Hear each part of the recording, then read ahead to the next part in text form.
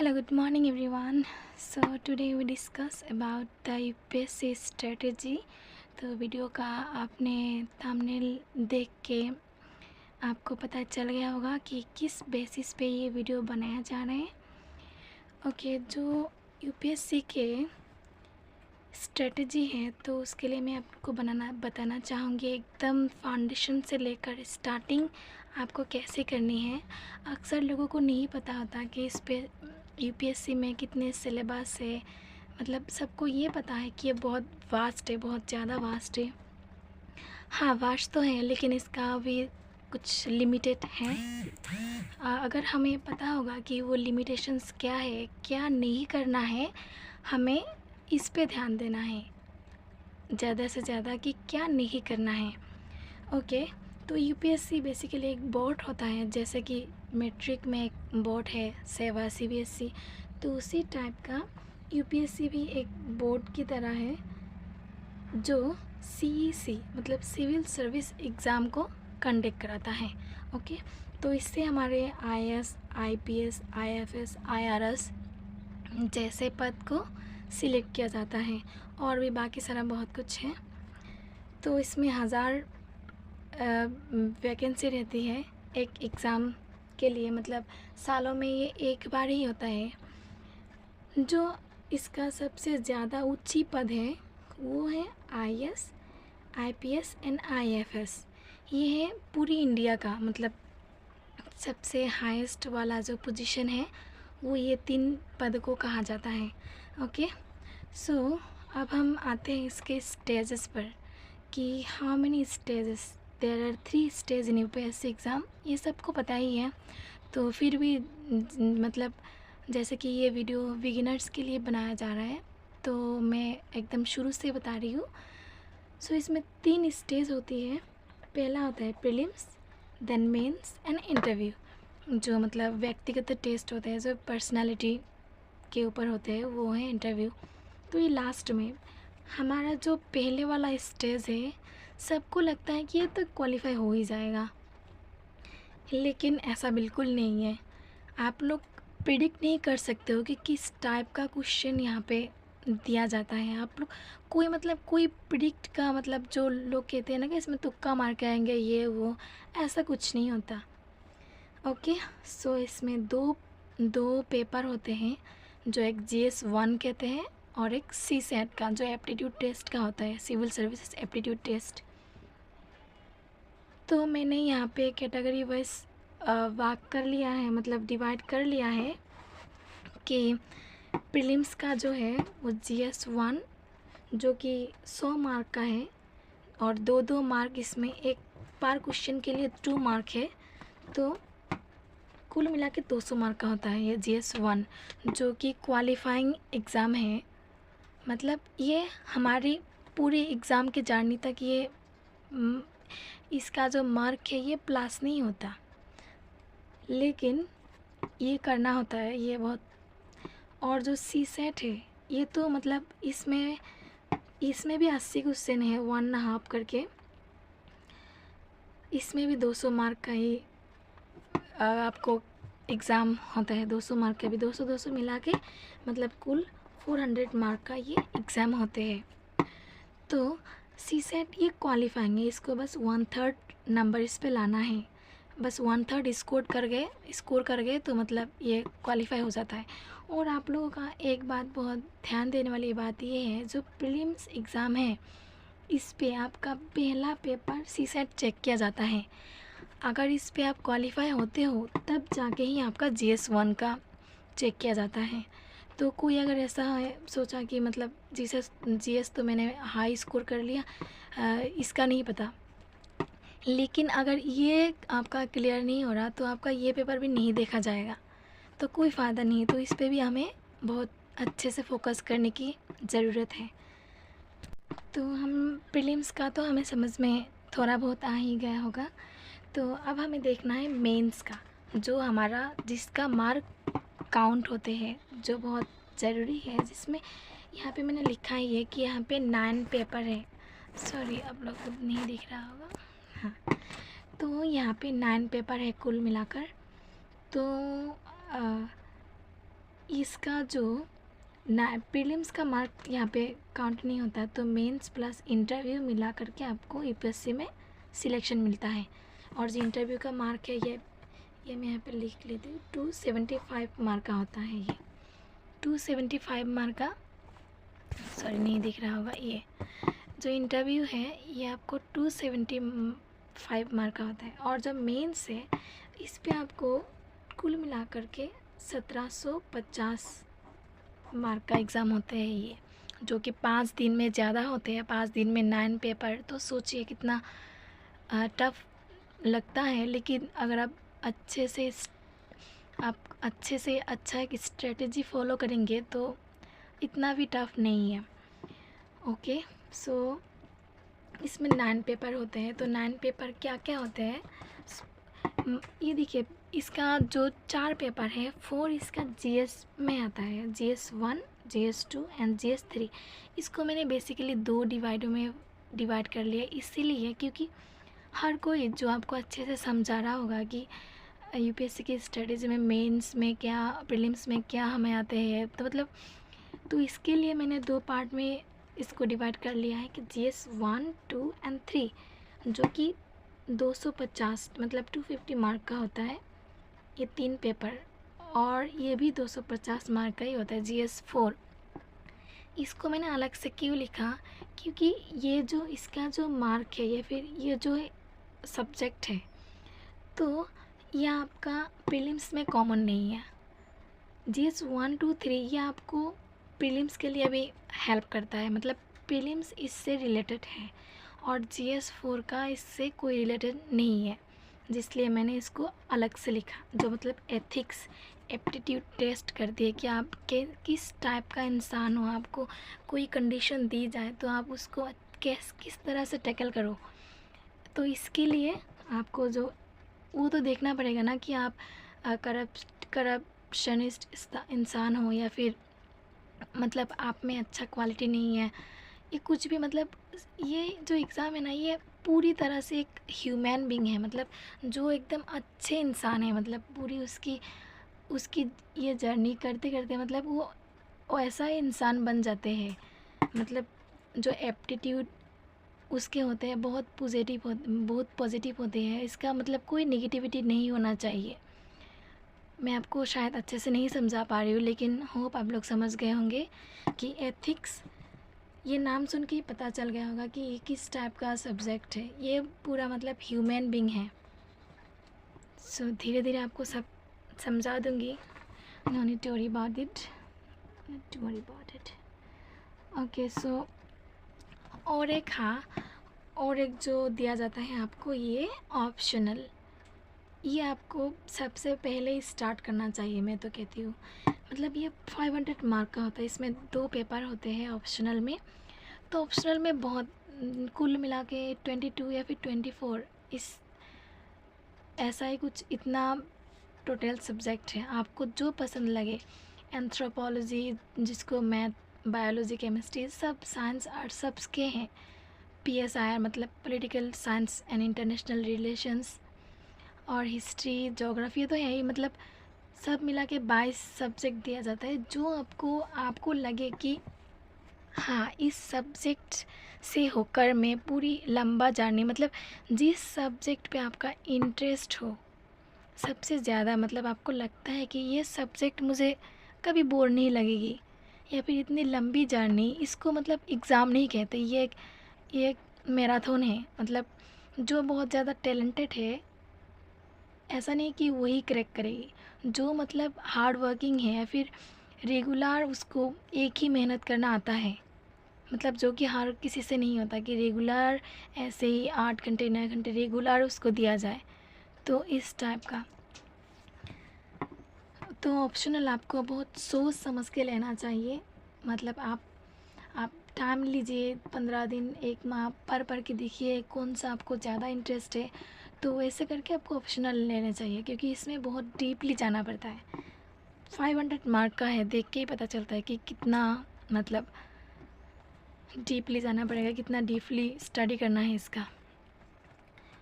और तो कितना पेपर हो गया कुल मिला के?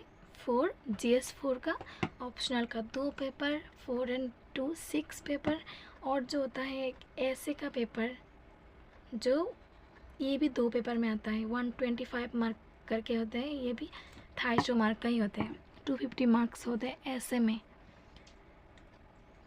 तो कितना सब्जेक्ट, तो कितना होगा आपका पेपर 4, 2 6 एंड 2 7 8।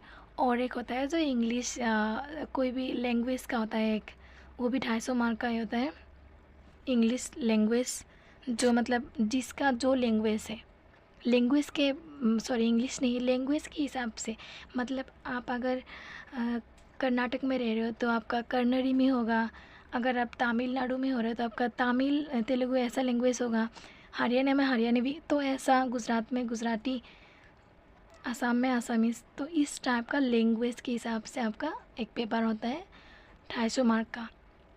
तो कुल मिला के कितने हो गए, 9 पेपर हो गए। तो 9 पेपर है मेंस का। मैंने यहाँ पे अच्छे से लिख लिया है आप लोगों को समझाने के लिए, तो प्लीज़ देखिए। आपको मैं पूरी अच्छे से समझाने की कोशिश करूँगी कि आपको आपके मन में कोई भी डाउट ना हो। एग्ज़ाम पैटर्न से लेकर स्ट्रेटजी हमें कैसे स्टार्ट करनी चाहिए, स्टार्ट करने से पहले किसके बारे में हमें पहले पता होना चाहिए, तो मैं एक एक करके पूरी समझाऊंगी। आप लोग प्लीज़ पेशेंस के साथ देखते रहिए एंड प्लीज़।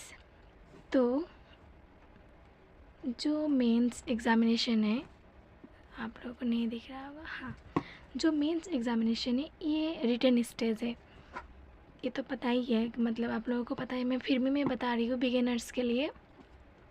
तो इसमें कुल 9 पेपर है, मैंने ऑलरेडी बता लिया है आपको, और जो कि 750 मार्क्स का होते हैं। तो इसमें कुल 7 पेपर के जो अंक है, 7 पेपर के नंबर है, तो वही बस जुड़े जाते हैं आपको सिलेक्शन करने के लिए। तो मैंने 7 पेपर अच्छे से लिख लिया है आप लोगों को। जीएस के बारे में मैंने बस जीएस बोल रही थी, तो शायद बिगिनर्स को ना पता हो कि जीएस होता क्या है, तो मैंने यहाँ पे अच्छे से लिख भी लिया है। जीएस मतलब जनरल स्टडी। मैं आपको ये भी बताऊंगी जनरल स्टडी में क्या क्या आता है, पेपर 1 में, पेपर 2 में, मैं पूरे डिटेल्स में बताऊंगी अगले वीडियो में। आपको बस इस वीडियो में आपको बस मैं पैटर्न बता रही हूँ कि क्या क्या स्टेजेस है, कितने मार्क के होते हैं, बस। ओके, तो पेपर 1 जो कि ऐसे का होता है 250 मार्क का, ऐसे आपको आता है 250 मार्क का। पेपर 2 में जनरल स्टडीज़ 1 सारे 250 मार्क्स के ही है। Okay, GS 1, general studies 2, general studies 3, 4, 5, मतलब 3 पेपर है जो कि जीएस में है, जो कि मतलब जनरल स्टडी का पेपर है 3 पेपर। और ऑप्शनल तो मैं आपको पूरी डिटेल्स में बता ही चुकी हूँ, ऑप्शनल को कैसे चूज़ करना है। ऑप्शनल में 2 पेपर होते हैं, 2, जिसका मतलब 250 करके मार्क है, कुल मिला के 500 मार्क्स। ओके, तो हम लोग काउंट करिए कितना होगा। जनरल स्टडीज़ का 4 पेपर में 250 करके, मतलब 1000, मतलब कितना 1000 इसमें से आ रहे हैं। और ऑप्शनल में से 250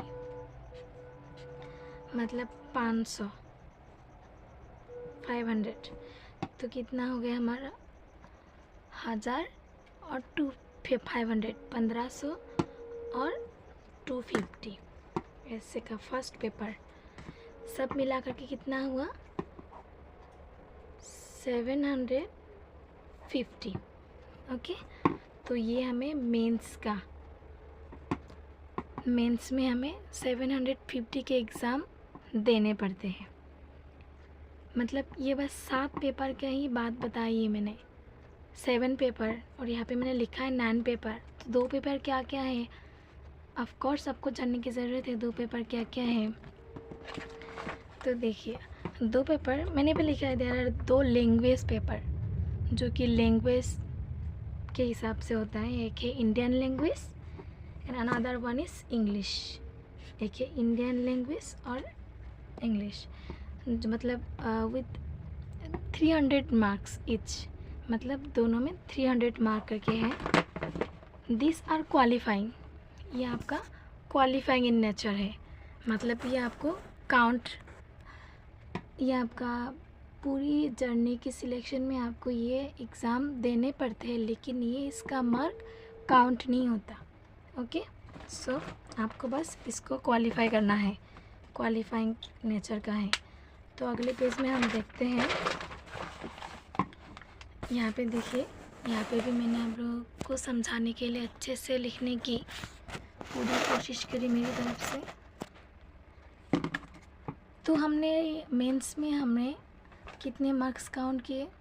750, जो कि आप लोगों को जो मतलब वो आपका मेन मार्क है 750, और जो है